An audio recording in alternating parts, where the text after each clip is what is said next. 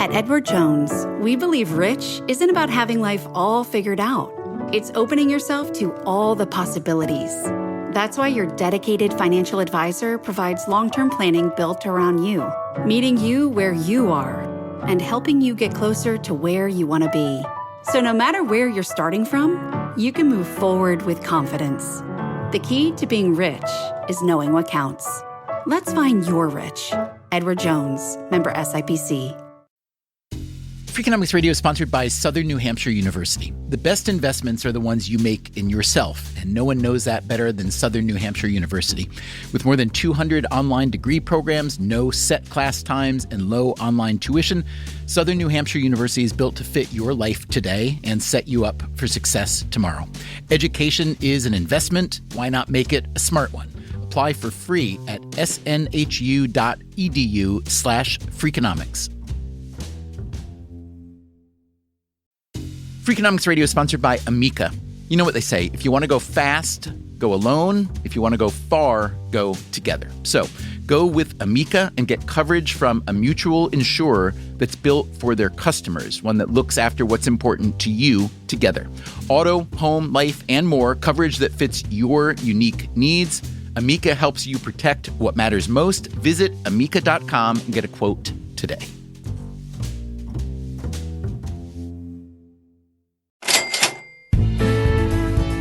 Before we get on with this week's episode, let's follow up with something from last week. That episode was called How Did the Belt Win? We asked why so many people wear belts, even though they don't do such a great job of holding up pants. Here's how that episode ended. Our working headline for this episode was Belts Are Stupid. Out of respect for belt lovers, we ended up toning it down, but I'm not willing to let go of the sentiment. And I'm curious to know what else you think is on some level stupid. What's something you encounter or use or think about all the time that could really use a makeover? Our email inbox quickly filled up with your stupid suggestions. The address is radio@freakonomics.com, by the way. There were so many good ideas about stupid things that I'm sure we'll turn at least a few of them into future episodes. But in the meantime, I just wanted to share some of the things that Freakonomics Radio listeners think should be put to death, or at least made over. The most popular suggestion was umbrellas, on the grounds that they don't work very well, break too easily, and are a menace to other people. Several of you also suggested that bicycle tires are overdue for improvement.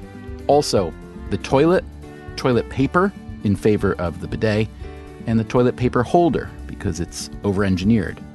Quite a few of you think that our procedure for boarding airplanes is idiotic. Others feel the same way about democracy, especially the electoral process. Many of you critiqued the standard classroom model of education. By the way, we've talked about that a lot on this podcast. You might want to start with an episode called How is a Bad Radio Station Like the Public School System? One emailer suggested that what we really need to make over is the brasserie. And I thought, really? I think brasseries are kind of perfect. The steak frite, the salad niçoise. And then I reread the email. It's the brassiere that needs the makeover. Indeed, there were many calls for a new, better bra. Also, the smartphone keyboard and the QWERTY keyboard, the TV remote and cable companies themselves, also the U.S. Postal Service. There were quite a few emails about everyday activities that are very resource intensive.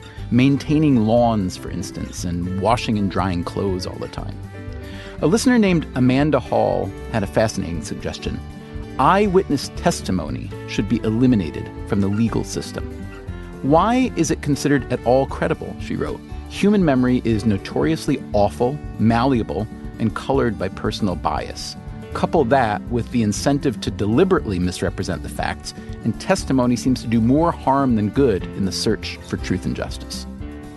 And Rich Speakman of Yuba City, California, nominates birthday cake for elimination. I may only be 33, he writes, but I've been to enough birthdays to realize that no one really eats it. Most adults say no thank you. Even kids hardly touch the cake. Birthday cake is stupid, a waste of money, and not even all that tasty. I vote for birthday pie instead. Thanks to Rich, Amanda, and all of you who took the time to look for the stupid in your lives. And now, moving on to this week's show. Noted American feminist Anne-Marie Slaughter. And Anne-Marie Slaughter created a storm. An extraordinary reaction, a lot of pushback, a lot of enthusiastic support as well. Why women still can't have it all is causing quite the debate. Can women really have it all when it comes to career and to family? Why women still can't have it all. Her article published in the Atlantic Monthly started a conversation that continues still to this very day. You know, it was misunderstood. I'm still introduced as, this is Anne-Marie Slaughter, the woman who says women can't have it all. In July of 2012, Anne-Marie Slaughter wrote an essay for The Atlantic called Why Women Still Can't Have It All. The subtitle read, "It's time to stop fooling ourselves," says a woman who left a position of power. The women who have managed to be both mothers and top professionals are superhuman, rich, or self-employed. If we truly believe in equal opportunity for all women, here's what has to change. It quickly became one of the most widely read articles, most widely dissected articles, in The Atlantic's more than 150-year history. It was overwhelming. It really was overwhelming. It was like a tsunami. And I'm on the front page of the New York Times, juxtaposed against Sheryl Sandberg. My mother calls up and says, "What have you done?"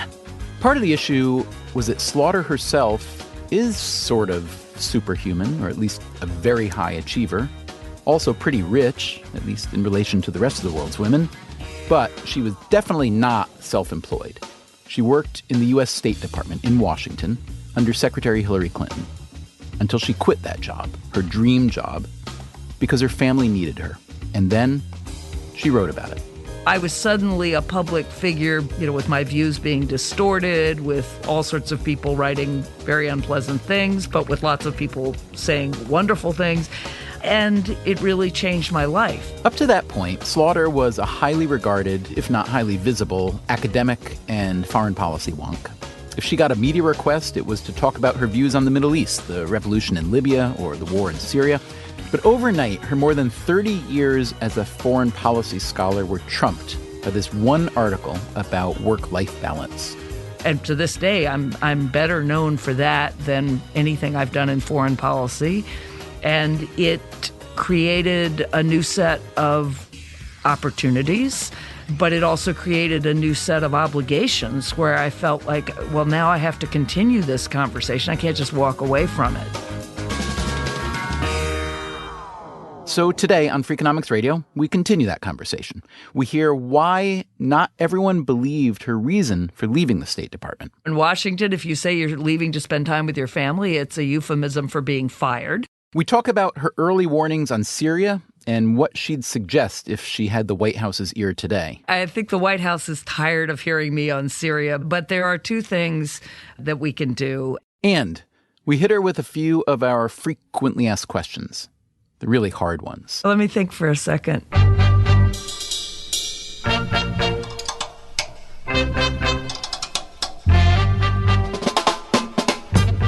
From WNYC, this is Freakonomics Radio, the podcast that explores the hidden side of everything. Here's your host, Stephen Dubner. Anne-Marie Slaughter's resume is beyond impressive. I am currently the president and CEO of New America, which is a think tank and a civic enterprise that focuses on trying to solve America's problems in the digital age.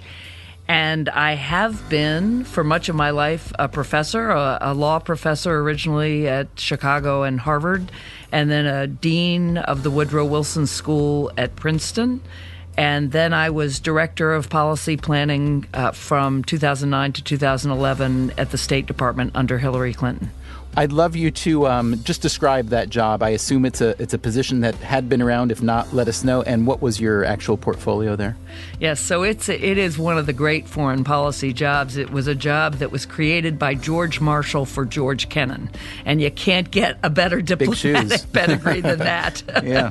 And George Kennan then created the Marshall Plan. Meaning if you had done something similar, it would have been the Clinton plan. Yes. Correct? Yeah, and not the Slaughter plan. Okay, Yes. just to clarify. Exactly. All right, sorry. So proceed. No, I mean, what you are, you're really running the State Department's internal think tank. I mean, what it is are the longer-term thinkers at the State Department for whatever the Secretary of State wants. When I was there, Secretary Clinton wanted a massive review of our diplomacy and our development to think about how we could shift our foreign policy to include more development. And it was a huge report. I worked on it for 18 months, but we did everything else too. So my portfolio included everything Secretary Clinton was working on or wanted us to work on. And that extended from running the annual strategic dialogue with China to working on different parts of sanctions in the Middle East to thinking about Latin America. And we report directly to the Secretary. So it is a really wonderful job. Slaughter took the job with a reputation for arguing that American values are not only part of a national identity, but a strategy. And that means I have taken a strong stand on things like intervening in Libya, where I thought we had to prevent a massacre, where I've been incredibly strong on taking action in Syria because it was predictable that the country was coming apart in what is now the greatest humanitarian disaster of our time. There are people who see me as, they call me a liberal hawk. I don't agree with that. I am a liberal. But I would say I focus on people, I focus on American values, and I'm a realist in terms of the things we can't do, but I am definitely somebody who stands for doing what we think is right in the world. And how that should be done is informed by Slaughter's academic work. As a scholar, I'm known for really thinking hard about what it's like to try to solve problems in a networked world. I've been studying networks since the mid-1990s and did a great deal of work on, how central bankers network with each other or justice ministers. How do we basically come together and solve problems in an intensely interconnected world when a lot of the institutions that we created after World War II are just not good enough? When I hear that, it very much resonates with me. I can imagine other people hearing that, however, and saying, wait a minute, what's the difference between a network and a cabal? Well, so yes, the positive way of thinking about this is government officials of all kinds, from central bankers to justice ministers to environment ministers to judges, are talking to each other and trying to solve problems that are affecting all of our nations. And that's a good thing because the UN's just not enough or the IMF is not enough. The flip side is that looks like a cabal, that looks like global technocracy, right? That looks like the elites meeting in secret places and making decisions. And both of those things are right. They are great potential tools, but the people who are getting left out of those networks are the citizens, right? So within the country, we have ways of checking our central banker. But when our central banker meets with other central bankers, that's much harder to do. So part of my work has been to say, this is a fact. It can be used for good, but we need to make a lot of changes if that's the way we're going to, in part, govern the world to make sure citizens' voices are heard. When Slaughter and I spoke in the middle of September, the Syrian war and refugee situation were on the front page of just about every newspaper. She was an early advocate of American intervention in Syria and made her position known on a variety of news programs. Are we going to do nothing? Really nothing? It is possible to have a no-fly zone or to have safe zones. What we need, first of all, is to just end the killing. The next thing we could do is we could take out their Air Force.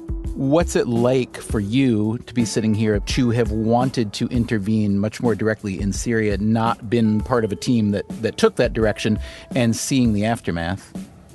Intensely frustrating. It is just agonizing to see the paper every day because This was so completely predictable, and it has been predictable. We've got a government that's been using chemical weapons, that's been dropping barrel bombs on its people. Now what's happening is even the Syrian government supporters are fleeing.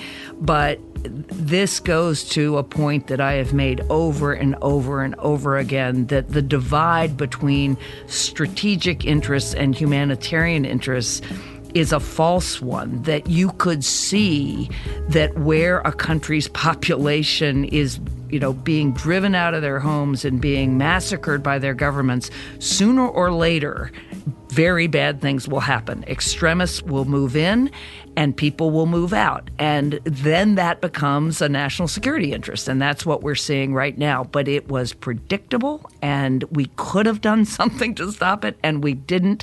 And now the problem is so much worse.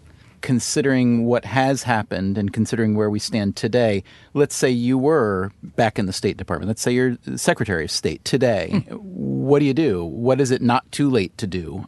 Assuming that the White House is susceptible to your suggestions and maybe you even have some leverage. Well, I think the White House is tired of hearing me on Syria, but there are two things that we can do. It is still not too late to create a no-fly zone on the Turkish border, possibly the Jordanian border.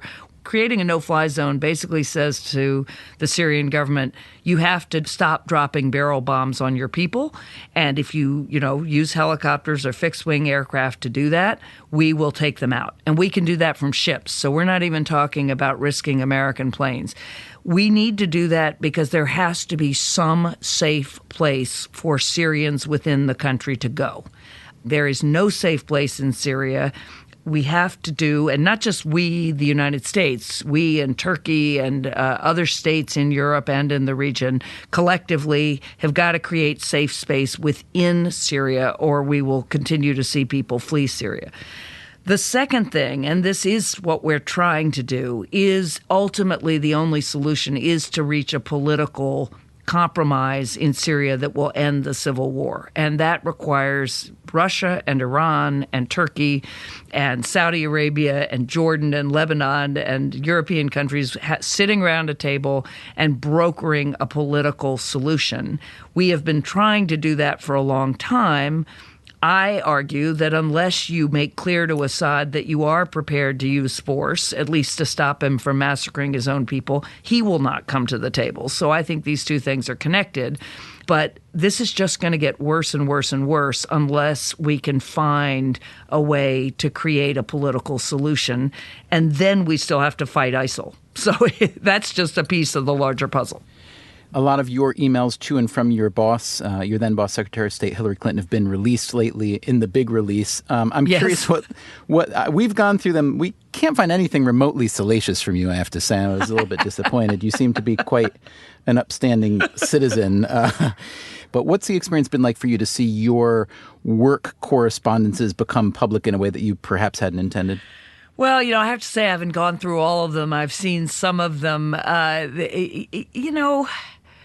I clearly did write thinking I was writing only to her, but I would say in general that I'm not upset at having my correspondence public. I mean, I don't think it's a good idea as a general matter. I mean, any government official depends on being able to receive advice from people. And if you're constantly worrying that it's going to be made public, what will happen is you'll trim your sails. In the end, she'll get less advice because you will only give her advice when you can talk to her, and you're not talking to her as often as you can write to her. So I don't think it's a good public policy to publish all of this. But I'm willing to stand by anything I wrote and to explain that, I knew she was getting lots of other advice and that I felt like, you should hear this point of view. I'd love to read you part of one of your emails to Secretary Clinton, just because it's interesting about the relationship between state and the White House, and I'm curious to know maybe some further thinking from you and maybe some forward thinking from you on what you think the relationship should be between those two. You wrote to Secretary Clinton, "You did a great job on Meet the Press. The only thing I would add is when they ask you about the relationship between you and the White House, you can say not only that you are the diplomat in chief and the implementer, but also the architect of the strategies we need actually to achieve the objectives and the visions that the president lays out." So talk to me about why. I mean, presumably she's the Secretary of State. She knows this. What were you trying to communicate, either just below the lines or maybe way below the lines there? Well, this is something I've thought a lot about. As the National Security Council expands, the State Department consistently, and USAID and the Pentagon, the other agencies really are constantly trying to make sure they still play the role they're supposed to play, which is the president sets the direction, right? He George W. Bush, he's the decider. So on Syria, good example. I may really disagree with his decision, but he gets to call the shots.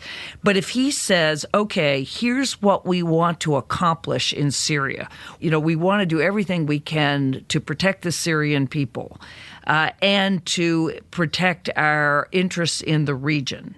And we want to do that by engaging Iran or, working with Turkey. He ought to be setting policy at that level. And then the State Department, because the State Department is the place that has the expertise and, of course, the people. The National Security Staff is really small. The State Department is big. Then the Secretary of State should then say, okay, how are we going to accomplish what the president wants us to do? So when I said that she could say she's the architect of the strategy, it's we should be the place that is then creating the strategy to accomplish what the White House wants us to do. And of course, the National Security Council should be involved in that, but they shouldn't be actually creating the strategy. They don't have the bandwidth, they don't have the expertise, and they don't have the depth.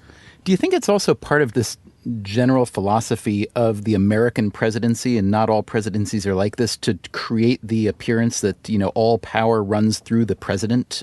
We are kind of devoutly anti-technocratic in this country. We don't like to present the image that there's a department that does this and a department that does that, and the president kind of, has a hand in it. We tend to prefer the image of the great man theory of history with the one all-powerful, Wizard of Oz guy or gal there.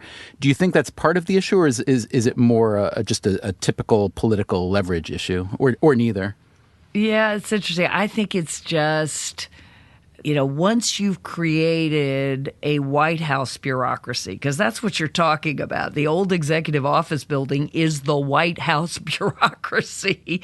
It inevitably, power starts to flow to the center. And I think it's very bad for American government, because you actually are disempowering the very people who have the expertise and who engage with Congress. Remember, all those departments are the ones that engage with Congress on a daily basis. So the American people are represented. But I think it's just once you start creating a staff, inevitably they think, well, we want to do it. And then the president thinks, well, I want to control it.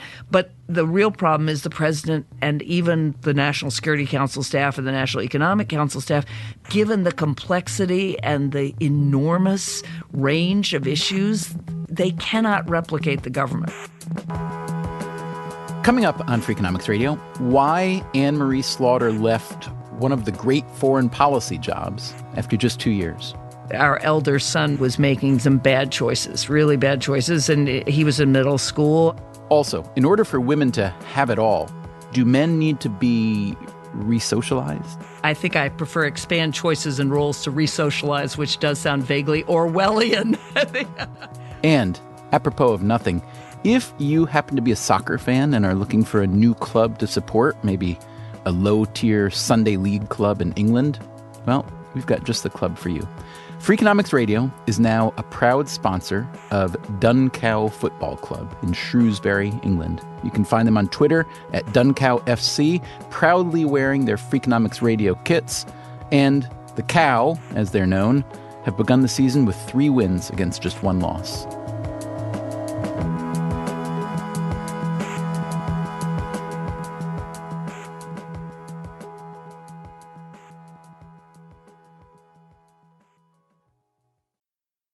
Freakonomics Radio is sponsored by Figure. Did you know that 40% of homeowners own their home outright? If that's you, don't let your equity sit idle. Tap it with a home equity line of credit. Figure, the #1 non-bank HELOC lender in the U.S., helps tap equity you've built in your home so you can do things like tackle a renovation or pay down debt. HELOC is a line of credit secured by your home. You can draw what you need, repay, and draw again. Figure offers a 100% online application. Get approved in 5 minutes and funding in as few as 5 days. It's faster than a bank loan and cheaper than a personal loan. Check your rate today without impacting your credit at figure.com/Freakonomics. This post is sponsored by Figure, NMLS ID 1717824. Figure is an equal housing lender. For more information about their licensing, visit nmlsconsumeraccess.org. Figure's HELOC is subject to credit approval and terms apply. Freakonomics Radio is sponsored by Everpure. Data is crucial to businesses, but managing it can create friction, risk, and manual work. Everpure transforms static data into a living system, intelligent, instantly accessible, secure, energy efficient, and ready to perform. Plus, there is zero downtime for upgrades and maintenance. Whether your data is in the cloud, on premises, or at the edge, Everpure makes data management so simple it feels like second nature. Tame your data chaos with Everpure. Visit everpuredata.com to learn more. Freakonomics Radio is sponsored by Southern Company. The world and its energy needs are always changing. Southern Company's commitment to meeting this demand stays the same. That's because Southern Company believes energy is more than a utility, it's what powers possibilities. So they are looking ahead and investing $80 billion in infrastructure upgrades and are committed to fueling growth in ways that benefit all customers so that reliable and affordable energy is accessible for generations to come. Go to southerncompany.com to learn more. Southern Company, building the future of energy.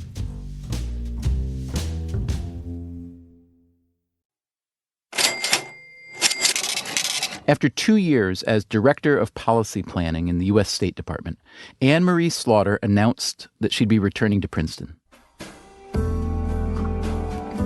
I had succeeded in my job, and I could have been a candidate for promotion. I don't know if I would have gotten a higher job, but Secretary Clinton had made clear, I could put myself up for promotion. So the decision I made was I can stay here and try to get an even higher job, and this is something, I've wanted all my life, or I can go back to being a professor, and I would not have done that if I didn't have children at home. I would have stayed in Washington. Let's just take 1 minute and set the stage. Your family had been living in Princeton. Yes. You'd moved down to D.C. for the job, and you were commuting back on weekends, essentially? Yes. I was leaving at 5 a.m. every Monday morning, and I was coming home sometime late on Friday. And so I was only home on Saturday and Sunday, and my husband, who is a professor at Princeton, was, being the lead parent, the only parent at home during the week. But our elder son was making some bad choices, really bad choices, and he was in middle school. He wasn't doing his homework, he was failing math, being disruptive in class. By 8th grade, he was suspended from school. He'd even been picked up by the local police. And I realized that, I just needed to go home, that I didn't know that going home was going to turn everything around. I mean, my husband had been doing his best, and this was a real challenge, but I felt like he needed all hands on deck. Did it turn everything around? How much did your coming home change the situation with your son and your family? Well, so this is an interesting question. So my son, I am happy to report, just started college last weekend at Northwestern University, and Congratulations. That's yes, great. We're thrilled, and he's thrilled. So he's in a great place. I do not want to say, I came home and everything was great. I mean, that is just not fair to my husband, and I don't think it's true. What I will say is I think it definitely made a difference. I think it was important to my son to know that I was willing to put him first. But I can't say that he might not have kind of, grown out of that phase. Plenty of teenagers go through that phase and they grow out of it. I know that it was the right choice for me and for my family. And I think my son is happy about it, although there is, at some point about a year after I'd come home, he was reading about Syria, and he turned to me and he said, Mom, if you'd stayed in the State Department, could you have fixed Syria or could you have saved Syria? And I said, no. No, it's not that simple. Now, you told him that because it was true, or you told him that because you didn't want him to feel guilty? I told him that because it was true. The Atlantic essay that Slaughter wrote about her dilemma produced a vigorous response. Some people thanked her for pointing out what should be obvious, that when it comes to family obligations, we expect more of professional women than professional men. But some people thought that she was a traitor to the feminist cause, that if a woman as well-credentialed and well-situated as Anne-Marie Slaughter had to put aside her dream career, what did that mean for the average working-class woman? And that was just the public response. It was what she heard from people she knew that really surprised her. What they thought depended on what I said, and this is really what I learned. Because if I said to people my 2-year public service leave was up and I came back because otherwise I'd lose my tenure, people were fine with that. Larry Summers did that, right? You're giving up tenure at an Ivy League university, most people understand why you wouldn't want to do that. So if I said that, there was no problem. Everybody was like, great, you had a great job in government and you've, served, and now you're back in a great job. But I deliberately said to people, as part of my overall philosophy, which I had when I was a dean and I had in the government, if I said I came home, my leave was up and, I have 2 teenagers at home and I didn't want to miss, their time at home and it was important for me to be here now, I got a very different reaction. And that was fairly shocking to me. And I deliberately would raise that because I all my life I've believed, I'm a foreign policy professional, I'm an academic, I'm a scholar, I was a dean, and I'm a mother and a wife and a daughter. And that part of my life is just as important. So I would deliberately say this. I would just say, my kids were a huge part of the reason I decided to come home. And when I said that, I would get a very different reaction. And I would get a kind of either what a pity, which was like the opposite of what I was trying to say, which was no, this is a very important choice. I'm also a mother. Or I would get I could see this kind of reassessment, like, whoa, I guess, either they didn't believe me and they thought I must not have succeeded, which is, I say, in Washington, if you say you're leaving to spend time with your family, it's a euphemism for being fired.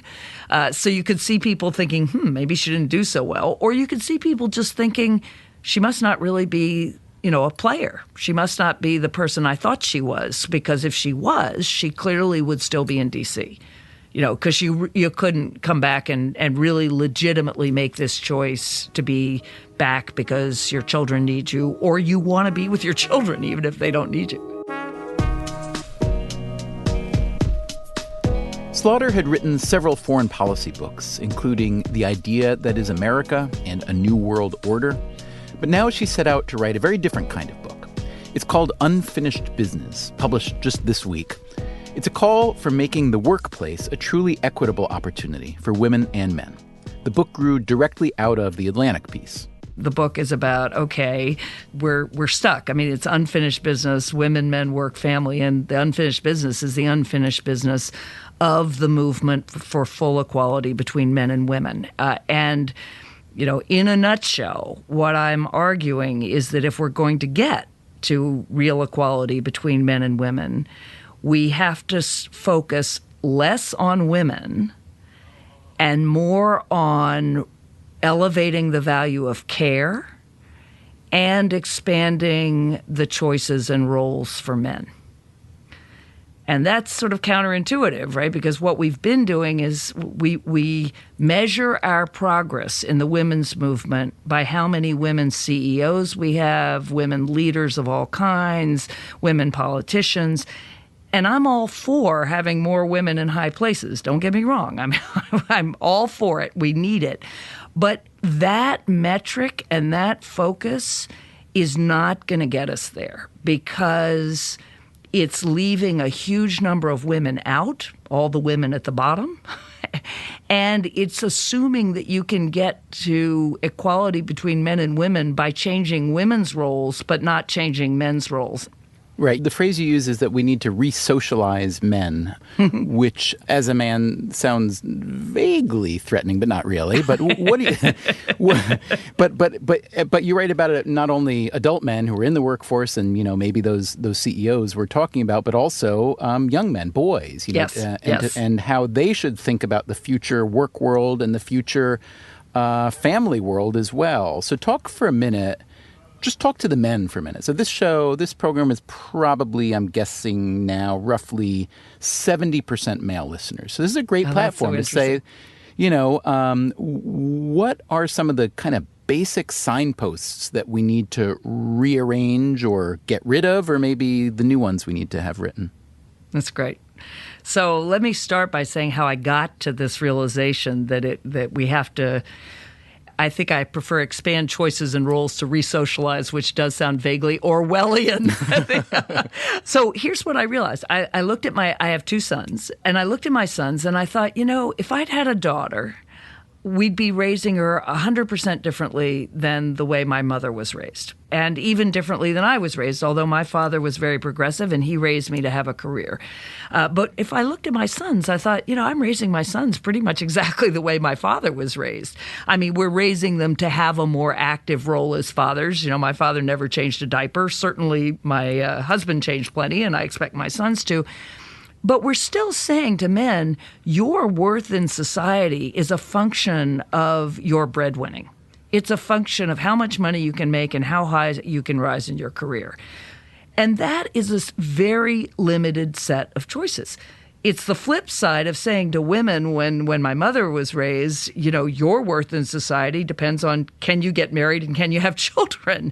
And my point is all of us should have access to both. As a woman, I absolutely want to be able to compete. I want to have a career. That's been fabulous. But I sure don't want to do that at the expense of also being a mother and a wife and a sister and a daughter. And so to men, what I now say to my sons is, if you believe in equality and you marry a woman or a man, whatever, whoever, and you believe that you're going to support that woman's career, then it may require you being the lead parent and your spouse to be the lead breadwinner. And that's been the situation in our marriage.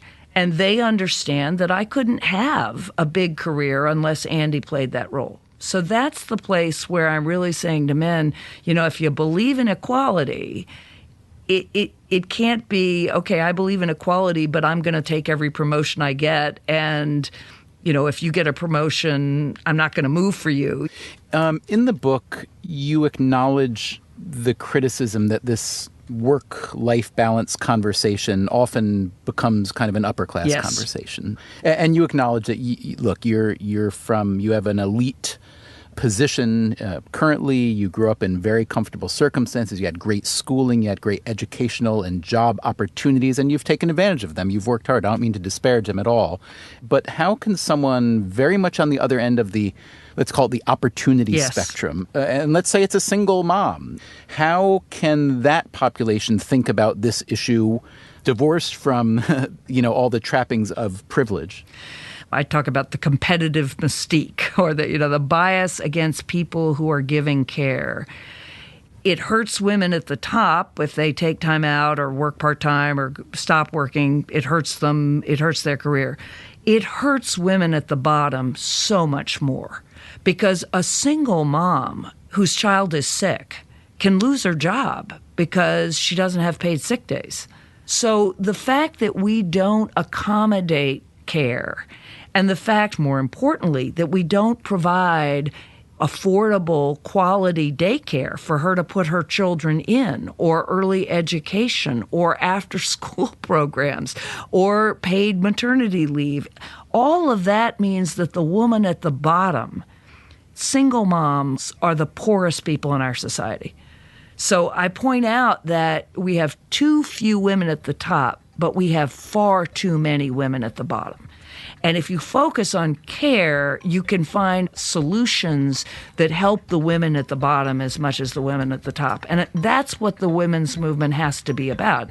When it started, it was about all women. And now it is far too much only about elite women.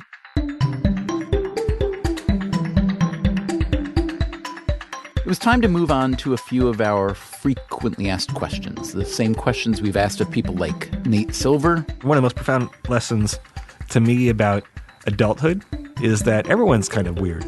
And more recently, Drew Gilpin Faust, the president of Harvard.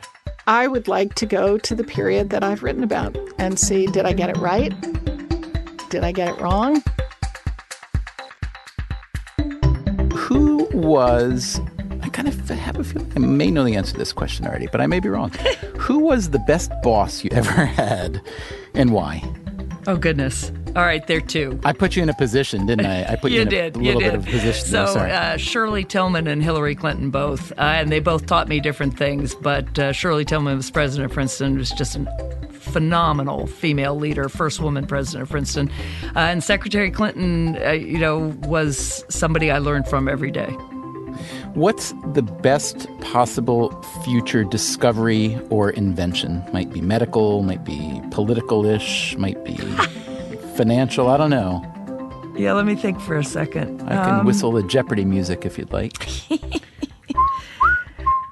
Well, honestly, the single best invention I can think of right now that would make the biggest difference in the world would be rapid and cheap desalination. Because water crises are one of the biggest threats we face, not only for climate, but also for security, for the quality of life. If we don't have, clean, cheap water, all sorts of bad things happen. So it's less important maybe for the United States, although the folks in California are thinking about this. But globally, that would make a huge difference. We can do it, but we can't do it cheaply and efficiently and universally. It's a good answer, and it actually may be the answer to the next question as well. What will eventually lead, this is obviously speculative and just your opinion, but what will eventually lead to humankind's demise? So I think I am more worried about disease and pandemic than I am wars, although they're connected because bioweapons could do us in, right? And we could. Somebody invents a pathogen that cannot be cured, or they think they can control it, and it goes out of control, or naturally. Like Ebola, if you imagine Ebola and think that it could have been communicated by aerosol, so anybody on a plane who's breathing it, every time you get on a plane, many of us get colds because we're sitting next to people who have, cold virus. If that's a lethal virus, like a bird flu that can kill you, given how fast that could spread, that could effectively, certainly decimate us, if not wipe us out completely. As much as that's a horrifying thought, I'm kind of glad to hear you particularly give that answer as opposed to envisioning the war, because you know the scenarios of the wars as well. So, I do. I do. We've gotten safer on wars. We really have. Yeah. So I am weirdly, mildly comforted by your horror story. So thank you for that. And finally, this is a question just for you. Let's pretend for a moment that Hillary Clinton is elected president in 2016. What are the odds that you are back in D.C. with a government job? And what job would you like? I mean, would you want to be Secretary of State? I can't imagine that wouldn't be a blast. So I've been in Washington far too long to answer that question. I mean, I have made no secret of the fact that I love foreign policy and I'm committed to foreign policy, but there are so many imponderables, partly on the home front and partly in terms of the organization I run. I would say I would love to be in a high foreign policy position again at some point in my life, but I'm not expecting or anticipating any immediate changes. All right, we'll just have to keep our eye on you then. Well, I've enjoyed the conversation. Thank you. Coming up on the next Freakonomics Radio, imagine you're a kid who grows up to become a professional athlete, and now your mom thinks she's entitled to a share of your new riches. She just said I owe $1 million. And, you know, because I had you, I raised you. It shocks us because parents and children are not supposed to have a contractual obligation like if it were any other kind of business. But who says we're not supposed to have an obligation? Maybe kids should pay back their parents for raising them, or at least commit themselves to taking care of their aging parents. I asked my kids if they'd make that commitment. At this point, I'd definitely be yes. At this point? Sheesh. Thanks a lot, son. That's next time on Freakonomics Radio.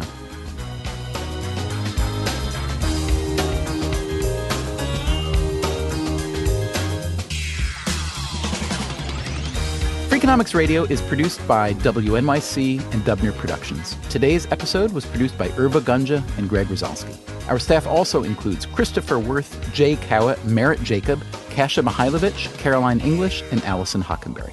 Starting this fall, you can hear Freakonomics Radio on public radio stations across the country. Make sure your station will be carrying it. And if you really want even more Freakonomics, the books, the blog, side projects, etc., come see us at Freakonomics.com. You can also find us on Twitter and Facebook.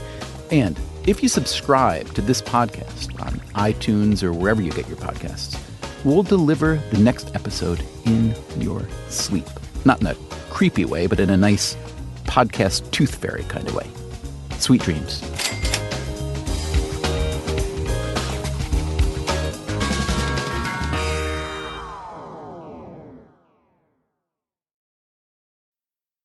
Freakonomics Radio is sponsored by Ozempic. Innovation happens through rethinking what's possible, and when it comes to GLP-1s, Ozempic pill does just that.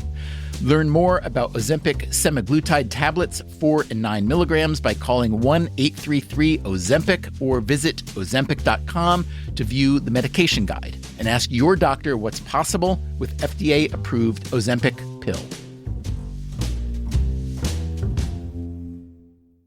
Hi, I'm Angie Hicks, co-founder of Angie. When you use Angie for your home projects, you know all your jobs will be done well. Roof repair? Done well. Kitchen sink install? Done well. Deck upgrades? Done well. Electrical upgrade? Done well. Angie's been connecting homeowners with skilled pros for nearly 30 years, so we know the difference between done and done well. Angie, the one you trust to find the ones you trust. Find a pro for your project at Angie.com. Traditional home security only alerts you after a break-in, and that's too late. SimpliSafe is changing that. Stop. This is SimpliSafe. Police are on the way.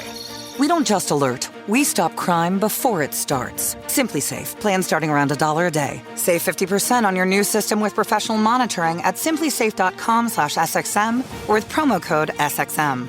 Outdoor deterrence requires a SimpliSafe Active Guard outdoor protection plan starting at $49.99 a month. Visit simplisafe.com/licenses for alarm license information. Tennessee 2012.